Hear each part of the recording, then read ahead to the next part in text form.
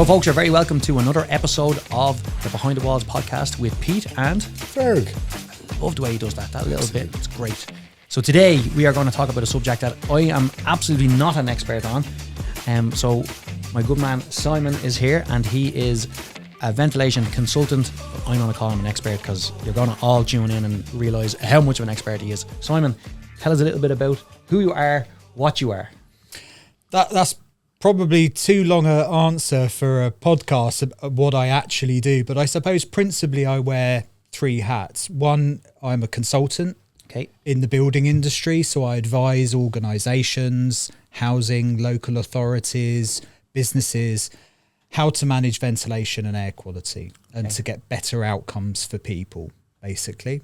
Another hat I wear is that I develop training for the industry, so I'm involved in many organisations, particularly in Ireland, but throughout the UK and further afield, developing training for people working in this sector. And then I do a number of other things, including hosting a podcast that talks about ventilation and air quality every week. Well used to talking about this subject. Here's another branch of that. Indeed. So to break it down to our viewers, our listeners, again, I'm just going to give you my caveman version of this. Ventilation has been around for a very long time, but in terms of domestic, I think it's actually only something that has really coming to life and people are really beginning to, let's call it mainstream, accepting it as part of mainstream construction. Is that fair to say? Yeah, I think that's a very fair reflection. I mean, the reality is ventilation, as I think we're describing it, which is fans on walls in bathrooms and trickle vents in windows, that kind of thing, has only really existed for a few decades. Yeah. Through the centuries, mostly ventilation was there to stop buildings filling up with smoke or to reduce odours.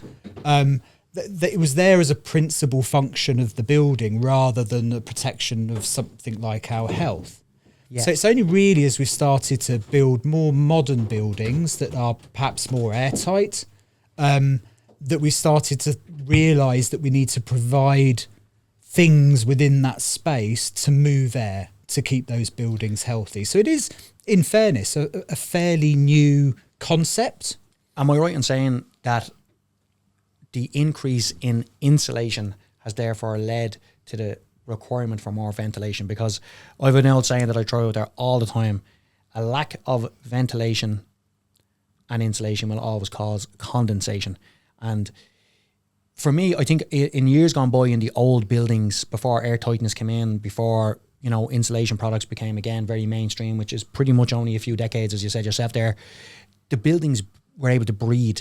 So you get them old Victorian buildings and you always hear people saying, oh, sure, that building's been there for years and has never had a problem. The new construction is brutal because they can't do what the old buildings did. The reason why they existed for so long is because the buildings were able to breathe because they weren't airtight, because there was air moving through them. So I suppose since our construction technology has increased and therefore our homes have become more energy efficient, our homes have become more energy efficient, and the insulation products have become so technical, there's a serious necessity for ventilation to keep the air in a safe and in a comfortable environment. Am I right in saying that? Is that? Yeah, I think one of the useful ways to look at ventilation as a whole in a building is that there's principally two ways that we get air in the spaces that we occupy. One way is by accident, leaks in the fabric of the building, leaks through sash windows, through air bricks under the floor, those kind of things, stuff that we're not in control of. And then ventilation that's there on purpose, air that comes in through the holes that we've specifically put there to do that job, or through the fans or systems that we put in to deliver ventilation. The combination of those two things is what provides us with the total amount of air that a building gets. Yeah. And consequently, as we've improved buildings over time and chipped away at that accidental ventilation, the ventilation that's there on purpose is more and more important to us. And at some point, when we take away all of this accidental ventilation, the ventilation that's there on purpose is the only way we get the air we need to breathe in a property. So particularly now when we're building modern airtight buildings, particularly now as we're looking to fundamentally change a lot of our building stock through retrofit, we're deliberately making these buildings more airtight to make them more thermally comfortable. which means ventilation that we put there on purpose now is much, much more important to us. And if we get that wrong, the implications can be quite serious and very immediate in some circumstances with, like you say, condensation, damp and mould appearing quite quickly if we get this wrong. Ferg, it's probably something that you deal with a lot on a day-to-day basis, is it? Yeah, I think we're kind of shutting down one industry here with the, the snakes you used to put at the bottom of the door. And, like, I think we all grew up with drafts, and I think obviously that's the accidental ventilation that Simon is referring to. But what I would ask is, as we're aiming this podcast at homeowners that are looking at home energy upgrades, and with someone like yourself here, Simon, to explain the importance of ventilation, but also what are your options in a residential setting? Yeah. I think that's a really important question, Fergal. And as I sit here looking at this glass of water, I think we've come to recognise and understand that there are standards that protect us when we drink that glass of water. We expect it to be clear. We expect it not to have a funny taste. We certainly expect it not to make us ill. We expect there not to be chemicals in that glass of water that are going to affect our long-term health and well-being in some way negatively. The thing with water, like food, is that if I don't like the taste of that water, it looks a bit off to me or smells a bit funny, I can choose not to drink it until I get home. I don't know if you've ever tried not breathing until you get home, but it doesn't work out very well, and somebody's probably going to have to check on you on the way back in your car. So we don't have a choice when it comes to air quality. We've been sat in this room talking for a few minutes, and not once have we consciously thought about the breaths that we've been taking. So it's something we have to do. What we don't realise is that our lungs are incredibly efficient delivery systems for chemicals and pollutants and particles that might be in the air to deliver them into our bodies. So whether we like it or not, our bodies, every second of the day, every day of the week, every week of the year, are absorbing anything that's in the air around us and passing it directly into our bloodstream. So over our lifetime, the quality of the air that we breathe is the largest single environmental risk the human species faces to our long-term health and well-being. And we understand now more than ever that it's what we call multisystemic.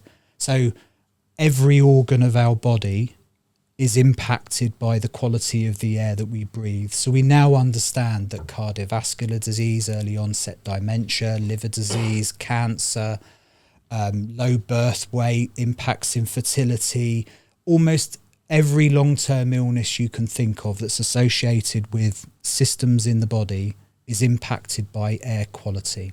So what you're saying is it's not going to be the aliens that get us. It's not going to be AI robots. It's going to be the air that gets us. Yeah, absolutely. Yeah. Yeah. Thousands and thousands of people die every year. It costs the health service and our systems billions a year. I think approximately 5.5 billion per year it costs Ireland, the cost of poor air quality. Wow. And there's some really fascinating maths here at a very simple level. If you're lucky enough to live to 80 years of age, you're going to spend 70 years of your life indoors.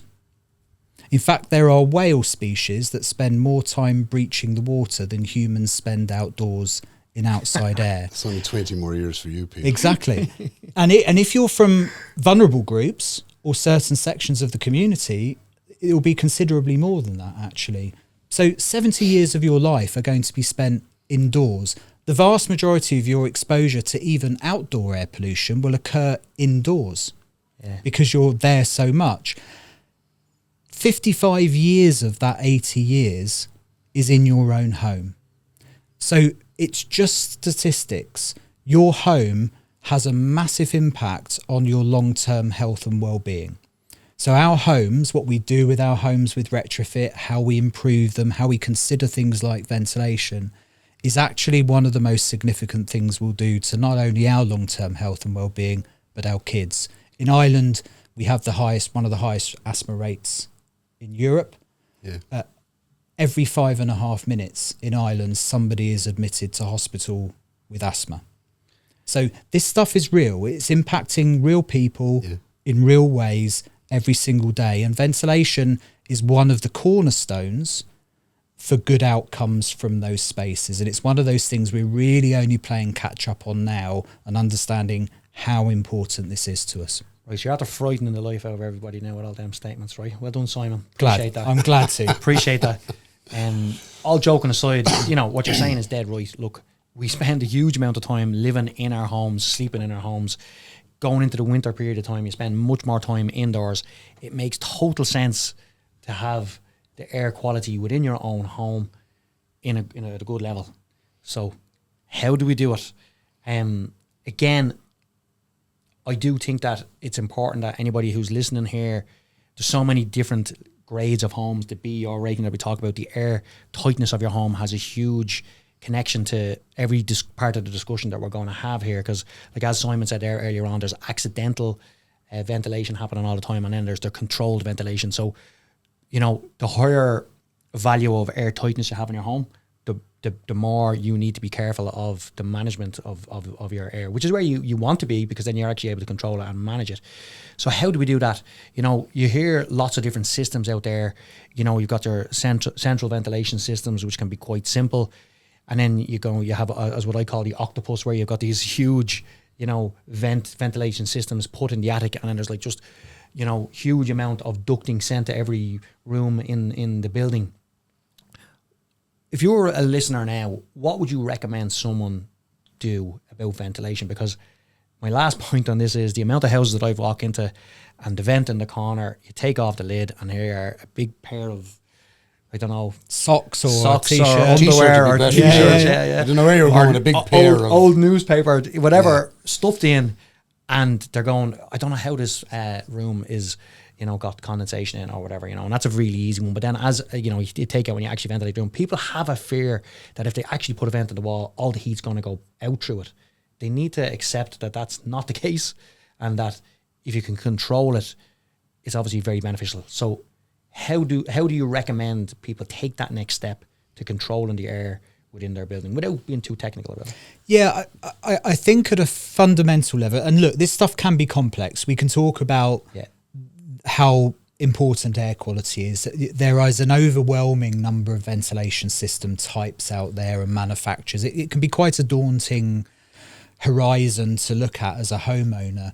But ultimately, we've got to remember, in a home, there's only so many levers we can pull to affect a decent outcome when it comes to ventilation. And I think it's important for people to kind of pair this back to basic fundamentals. There are some basic ideas, some intent around the provision of ventilation in homes that I think we can lean into to for everybody to get a better outcome, regardless of what home you're in. Because I can sit here all day long and talk about the virtues of mechanical ventilation with heat recovery, for example, but that's not an option for the vast majority of people that are in homes right now that have just got holes in the wall and trickle vents. Yeah. So what are those levers? What is the actual intent behind adequate ventilation in a home? Well, we can put it into three principal camps. The first one is what we call background ventilation, or general ventilation in a property. And this is this idea that every home needs a certain amount of air renewal, 24 hours a day, 7 days a week, to stop the build-up of pollutants over time. So that's where someone would hear the amount of air changes in an hour. Exactly, or litres a second per square metre. You'll hear all these numbers that describe it, but principally what it's describing is this idea that our homes, in order to be healthy, need a continuous amount of air renewal to stop the build-up of these pollutants that are going to harm our health over time. Which makes sense. Exactly, but we don't break it down like that. Think about it that way. No. And that's provided in the vast majority of cases by holes in the wall or holes in the window. And what happens when we close a vent, because it's a windy one or a drafty one, naturally, most people and most of your listeners here will probably have a couple of those vents in their home that was shut many years ago because it was a bit drafty and it's never been opened again since, or blocked. What we don't realise is that the way air moves in a property, it needs to go in one side and out the other. Of course, yeah. So when we block a vent, we not only stop air coming in that room, we stop air moving through the property and removing that build-up of pollutants. So it's really, exactly, cross-ventilation. So it's really important that we recognise whatever system that we have, whether it's holes in the wall or some mechanical system or other, that it's delivering a certain amount of air renewal in the property the whole time. And all of us can help that process by making sure the vents that we've got are clear and they're open. They're there for a reason. And that we've got proper undercuts under doors that enable the air movement through the home once air starts to move. If we install those snakes that we all remember from our childhood, or draft excluders, or we put nice carpets and rugs in that make doors stick, what we're doing in effect is stopping air moving from one space to the other and reducing that amount of general or background ventilation. So that's probably the most important foundation for a good outcome in a home, is making sure that we're getting good, consistent ventilation. The second pillar is what we call local exhaust ventilation. So this is this idea that certain rooms in our homes create certain types of pollutants through events that require them to be removed before they spread. Exactly. See, so what aren't they? Absolutely. You're on the money. But I think most of us know it, but we need to remind ourselves of it. Of course, yeah. A good example is, when was the last time you turned your cooker hood on? Because it sounds like a jet engine, I bet. Yeah. And the cooker hood could be one of the most important pieces of ventilation equipment we have in our home. The pollutants that we create when we cook are actually very harmful to our health. One of the most significant causes of harm in our home, in fact. Yet, our cooker hoods are often the least thought of piece of equipment in our home. It's either a metal one for our nice modern kitchen, or a wooden one for our country kitchen. Or if you're a developer, the cheapest possible piece of crap you can get away with putting in. Oh, that's terrible to say. That never happened. Aesthetics put in front of functionality, though. Exactly. Or cost, yes, right? Yeah. And we know them because they're those horrible metal jet engine sounding devices that we don't open because nobody can hear anybody else speak when they're being used. Yeah. But that's a very important function of a kitchen, because it's removing those pollutants that we create when we cook and throwing them away to the outside before they can spread around the home and cause us harm. We know we have problems with damp and mould in Ireland. It's very important that when we create moisture in bathrooms and kitchens, that we exhaust those effectively and get rid of them. So that local exhaust ventilation is a very important component of an overall good outcome. And last but not least, and one of my favourite, is purge ventilation. So this ability for us to throw a home wide open.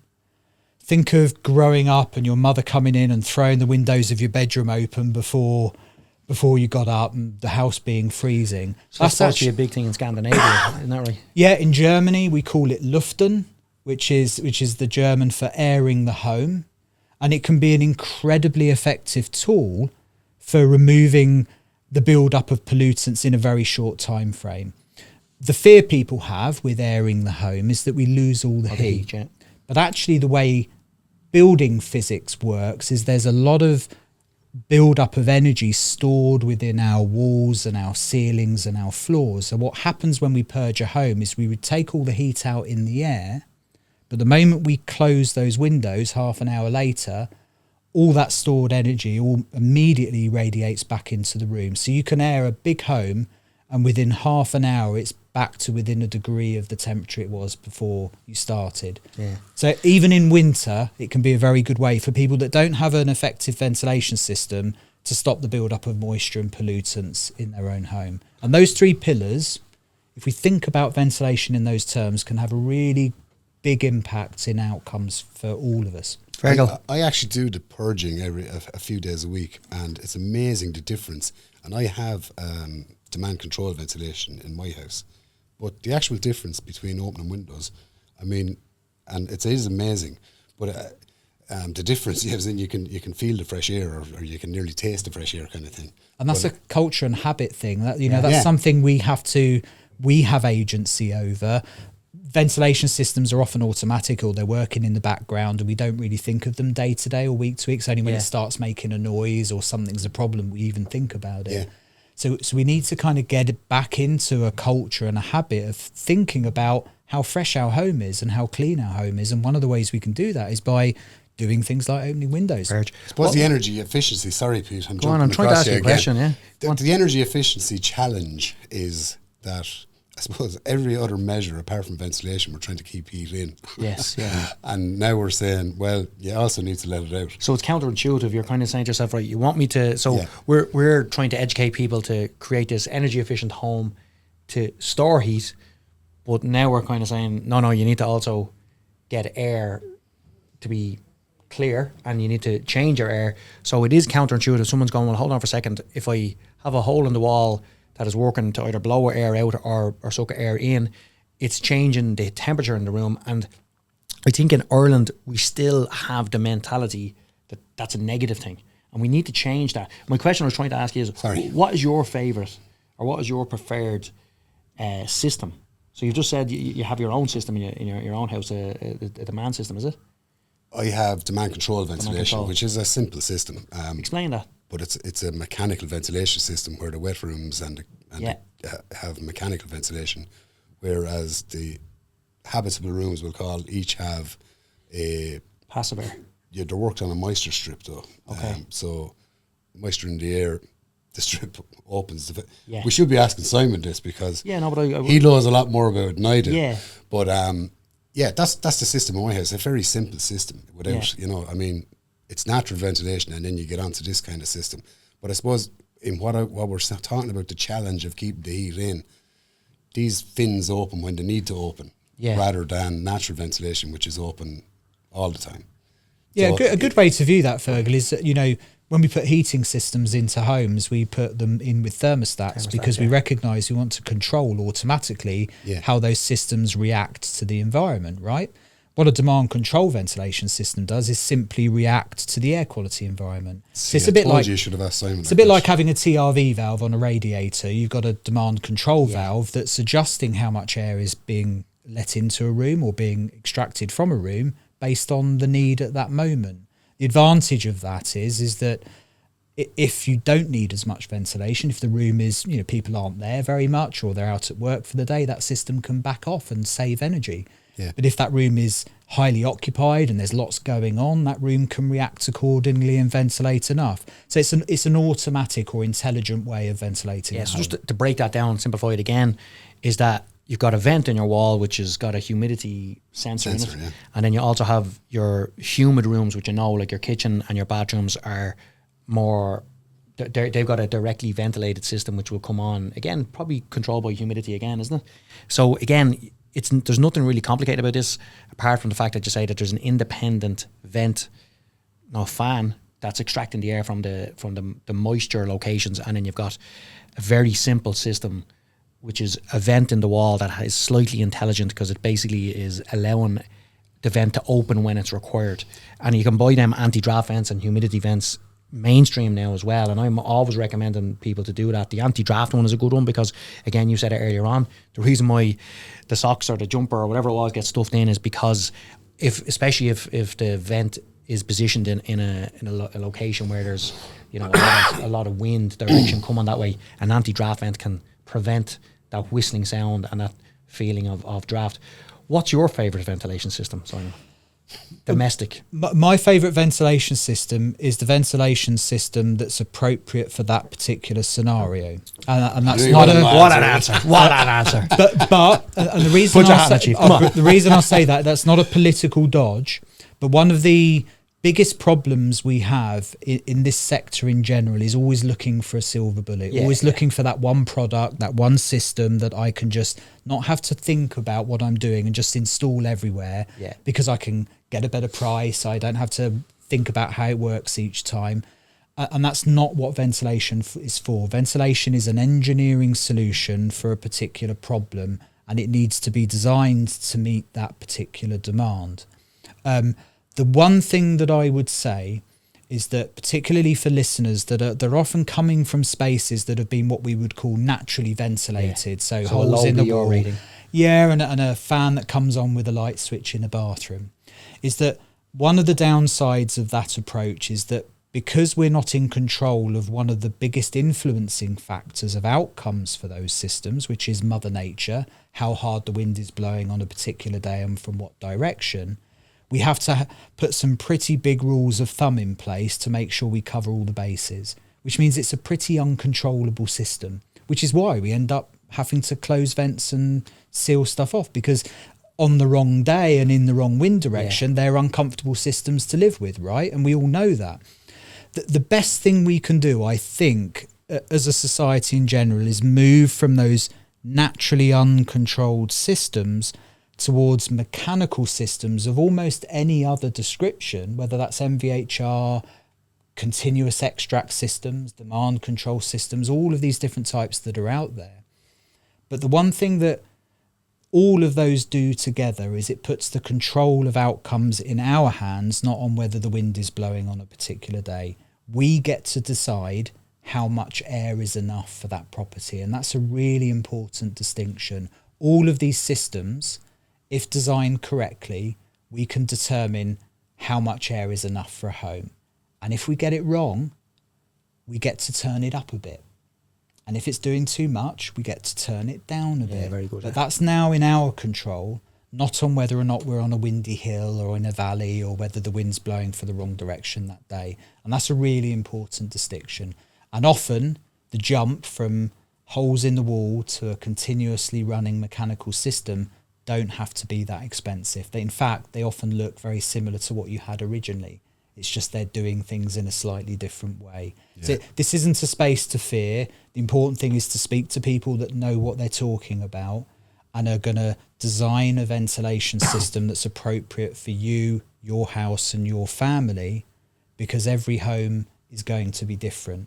And just because you've got a favourite brand or a favourite product doesn't mean it's right for that particular person. It's very similar to putting the wrong heating system into a home in terms of, again, the one that most people would know is putting an air to water heat pump into a home that's less than a B2 rating it's not going to be as efficient as it needs to be. It's very similar to what you're saying there. You have to suit your ventilation system to your home. Is it fair to say that the higher your BR rating or the higher air tightness would be within your home, the more technical your mechanical ventilation system needs to be?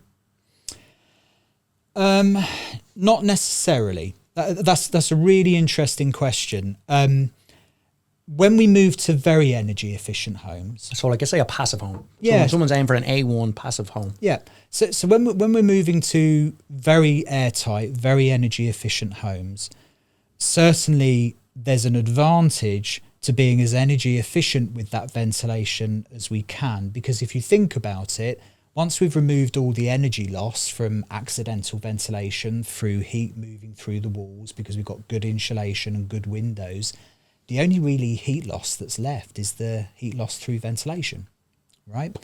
So it makes some sense in the much more energy efficient homes to have things like heat recovery, because we're now removing that heat loss as well. And so there can be a very good return on that investment because you're saving the last bastion of energy loss from the building, right?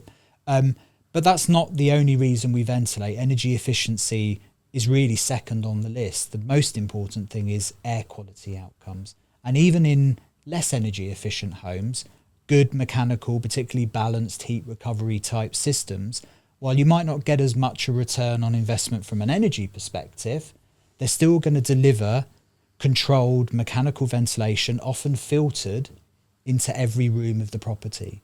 So you can get some very good air quality outcomes in homes that are less energy efficient with good ventilation systems. So it really depends on your priority. But certainly as we move now to homes that are below, and you've probably spoken on this podcast about air tightness levels, as we move below 5 down towards 3, towards these passive levels of air tightness, almost certainly mechanical ventilation is the starting point. Yeah. That we now need to determine how much air we want to move in and out of that building and do so mechanically. because there just isn't enough accidental ventilation anymore to guarantee a decent outcome. We're running out of time. I've got one more question. Ferg, you shoot there. Have you got anything you'd like to I was discuss? actually just going to say that there's also a challenge for home energy upgrades. Just the whole retrofitting of ventilation can be a challenge in itself.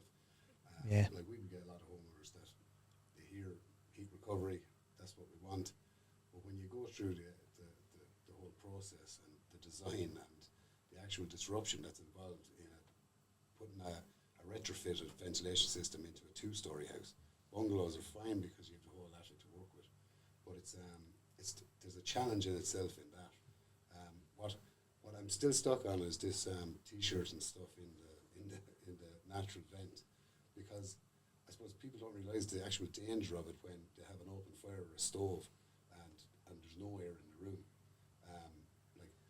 I've looked at ventilation systems where you have the filter change, and it would open your eyes to the importance of ventilation when you see what's in the filters. Yeah. Because it's not obvious when you walk into your house what particles are in the air. You might see dust particles when there's light shining in, but it's not really obvious what you're breathing in.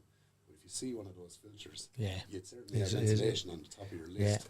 Yeah. There was no question there. Sorry. No, there wasn't, Ferg. No, Just kind of but no, you're dead right. It is actually quite difficult when you're doing a retrofit to know how to do it. And again, if you are going to go to the higher level where we're putting in, a lot of ducting, it can be very difficult to do. And again, you have to nearly do a clash detection in terms of, can you fit a pipe this size from your attic down into a certain room? It's not easy. Yeah, you get into boxing in and all that kind of thing, and no one wants that. But look, it's possible, but not always the best solution. So what Simon was talking about earlier, the best solution for each house is that solution for each house. Yeah. There is no, I know you're not going to nail any system to the mast there about which is best and all that kind of thing. Every solution has, or every residence has its own problems, and it's There is a simple hierarchy of ventilation systems, which is no secret. At the very top of the tree is mechanical ventilation with heat recovery, because you're mechanically controlling ventilation into every room of the home. You're recovering energy in the process, and you also get to filter the air to some degree. So clearly, it's technically the better and most advanced solution, but isn't always going to be appropriate. Then you can requires a bit of maintenance. And requires a bit of maintenance, but not in the grand scheme of things, nothing compared to anything else that we do. And then you go down the tree through things like demand control, mechanical extract, simple mechanical extract, decentralized systems. There's a good kind of simple hierarchy that particularly one-stop shops will be very familiar with those technologies and should be able to advise you on the best system. Interestingly, you and I were speaking before the podcast, weren't we, about how homeowners like listening to this podcast hierarchy ventilation in the things they've got to spend their money on, and often the kitchen work surface overpowers the ventilation choice, right, from a spend perspective. But interestingly, when you ask homeowners after major renovation and retrofit of their home, there are two things that float to the top of their experience of that process every single time. One of them is thermal comfort, and the other one is air quality. Again, So even if it's by accident, when you actually ask people that have had proper renovation and retrofit of their home, what are the two takeaways that they most appreciate from that work? It's thermal comfort and air quality. So you might not think it's important at the beginning, but if you do this right, you will see a big difference. And there are countless anecdotes that we were talking about where this has had genuine impacts on people's long-term health and well-being. There's no such thing as a sustainable home if it's not a healthy home. There's no point us creating hermetically sealed boxes to seal ourselves into for the next 30 years and then us to spend time, or our kids to end up spending time in A&E with asthma and other chronic illnesses and conditions because we didn't think about ventilation at the beginning. So whether you realise it or not, ventilation is probably one of the most significant pillars of any renovation or retrofit of a property. And certainly you speak to people that have had it done right, they wouldn't have rolled back on the ventilation by one bit. Very good.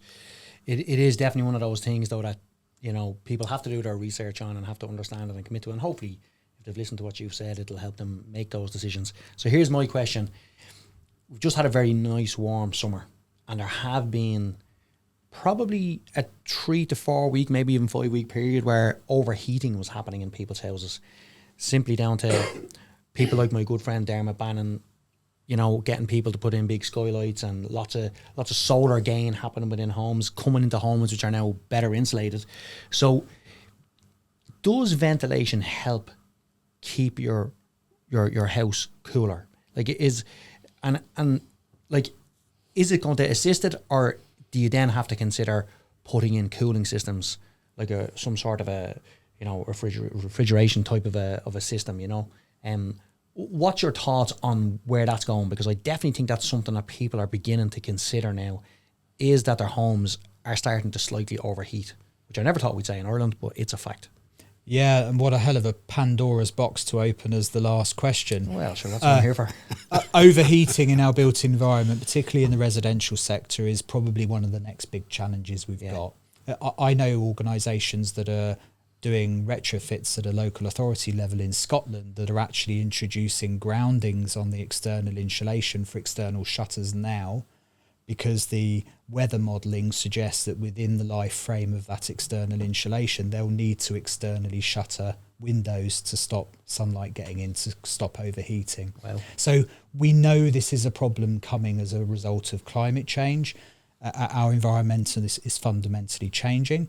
To directly answer your question, the short answer, without overcomplicating it, is ventilation is not there for thermal comfort and will have a very limited impact ultimately on the overheating of a home, unless you've specifically designed your home like we do in the Mediterranean, with shutters and lots of openable spaces and what we call stack ventilation within a property to move significant amounts of air.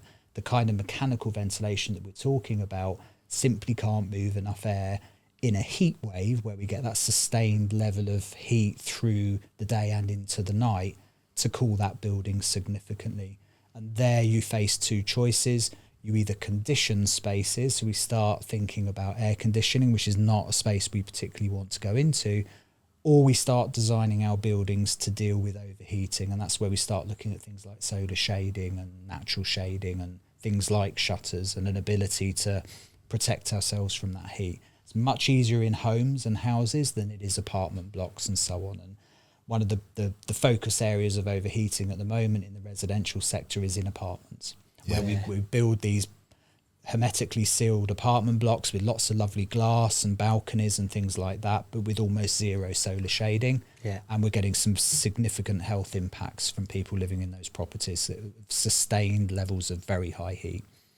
And this kills people. If you look at the statistics across Europe, heat waves will kill as many people as the flu pandemics that flow through Europe every winter. You know, this stuff is serious. Might not be serious for you or I, but if you're vulnerable, you're an elderly person, or you're very young, or you've got certain conditions, overheating is deadly. And it really puts your body's systems under an awful lot of strain. I was just going to add, the last place we want to be is, with the cost of energy, is paying to heat your house in the winter and paying to cool it down in the summer. Air conditioning. I think what Simon is talking about is any other solution like shutters, and I mean, there's plenty of countries to learn from about how to achieve these things. But if you're paying for energy in the winter and the summer, I think then we're going to be in trouble. Overheating's an architectural problem, not a mechanical services problem, really. Which means you're all screwed. but I think the interesting thing is, you know, I think globally it was probably a decade ago that air conditioning of spaces overtook heating of spaces as the global primary energy demand. So, you know, and we see this now increasingly in southern England and parts of northern Europe, you know, up as far as northern France. Air conditioning and shuttering and dealing with overheating is now one of the principal problems. And you also have air-to-air heat pumps which will heat and cool, but what I'm saying is we don't want to go there because there's a cost of cooling as much as there's a cost of heating. So. But again, this is a building fabric, shading, insulation, design conundrum in this part of the world, we hope, for a very long time. we're hopefully a long way from it being a conditioning of spaces problem. Yeah. Because that's a very different set of problems to try and work out. Well, yeah, what we're talking about at the minute is more uncomfortable than, Yes. you know, so yeah. So basically what we're saying is it's the architect's fault and we don't have to worry about it for a while. Usually is the architect's fault. Big windows and all that type of stuff. No, look, it is brilliant to have that stuff, but there's reactions to every action, you know what I mean? And if you put in a big massive window, it's lovely during a nice cool time, but you do have to be aware if you position it south facing, you're going to get a lot of solar gain, and you have to be willing to accept the effects of that. So that's a wrap. Simon, I know you have a podcast. Please give it a shout out and let people know how they can get in touch with you on social media or anything else. Well, as I've been saying throughout this podcast, air quality matters. And ironically, that's the name of the podcast and my consultancy. A lot of thought went into that. A lot of thought went into that. So Google air quality matters. I should pop up at some point. And just to your listeners, just be more skeptical. Just because a fan exists or there's a hole in a window, don't assume that it's working. You know, we've all got to take a little bit more personal responsibility to the outcomes of ventilation in our homes, and not assume that just because I've got a white plastic box in my bathroom and it makes a light noise when the light comes on, that it's actually doing anything at all. Because more often than not, when we go and look, it isn't. We just need to be a little bit more aware of why ventilation is important, why it matters, and just be a little bit more skeptical when we're looking at these products or speaking to people about defining what a good outcome looks like. And I think if we all do that, all of us, we'll be in a much better position than we are now. And just to give people a bit of comfort as well, it's actually not that difficult to get an air tightness test done on your home. It's a fairly mainstream thing to get done now. And that information is actually really good. As a builder, I used to fear going, oh no, they're going to, you know, the house is not going to meet the certain standards. But it's actually a really good thing as a homeowner to get done, because you can actually tell how many air changes in an hour your home is basically built to obtain, and therefore you can make decisions based on that then as to what you need to do with your ventilation. And now through one-stop shops, when you do these major renovations and retrofit to your home, there's now an obligation to also test and validate the ventilation system. So we can now be much more sure, the same way as we have done with air tightness, that we've actually got what we paid for. Yeah. And that's a really important distinction, that it's actually working, that somebody independent has actually checked that this is doing what it should do. One final shout out, because this is Ireland, if you don't mind, is that what a lot of people don't realise is Ireland is got one of the highest levels of radon in Europe. Yeah, it's true. And radon, you're as likely to have radon in your home as you are not in Ireland. And it's very important that we consider radon in the broad picture of renovation and retrofit. Very fair point, yeah. Because one of the ways that we deal with radon is ventilation. Yeah. Especially with the air tightness. Again, we're back to the same thing. Yeah. So very, very important if you're considering undertaking retrofit in your home. Very simple to look at the EPA website, put in your postcode, and it will tell you whether you're likely to be in a high radon area. Yeah. And you should talk to your one-stop shop or the people that are looking at working on your home about how they plan to deal with the potential of radon in your home. Don't trap it. And don't trap it in. Excellent point. Excellent conversation. I think we more than scratched the surface. We certainly got plenty of hot and cold air moving, positive and negative pressure in that conversation. So look what I did there, Ferg. I loved it. That was excellent. Honestly, I learned a lot from it, and it sounds mad, but an awful lot of it was common sense. Yep. But when it's actually said to you and you think about it, you go, actually, you're dead right, and you do need to consider this within my home. So, thanks very much, Simon. Thanks very much for everyone for tuning in. As always, please reach out to us. We have Simon's number. If you have a question, we'll try and put it to him. Please like and share. Thank you for tuning in to the Behind the Walls podcast with Pete and Ferg. Good luck. Cheers, folks.